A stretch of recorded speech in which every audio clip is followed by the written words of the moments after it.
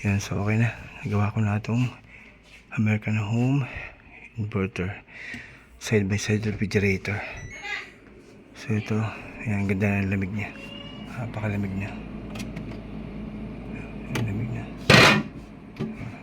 Yan. Nakakapaso ng lamig. Frostbite. Wala pa pang kung pangalagay-install na doon sa bahay nila niya.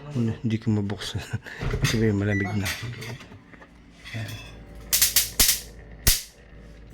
So ito, nagko-close yung vent niya ron kapag binuksan yung pinto. Kasi pag nawala yung pagkakapress ng button na ito. Yan. So pipress ko siya. Yan, mamatay yung ilaw. Yan, bubukas yung vent. Yan. So pag binitawan ko itong switch na to, bubukas ang ilaw and then mag-close yung vent.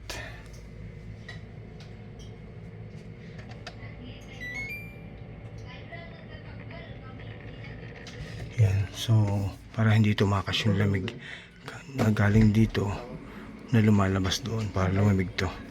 Yan. So okay na, lamig na. Yan. Then mahalaga yung warranty, 3 months warranty. Yan.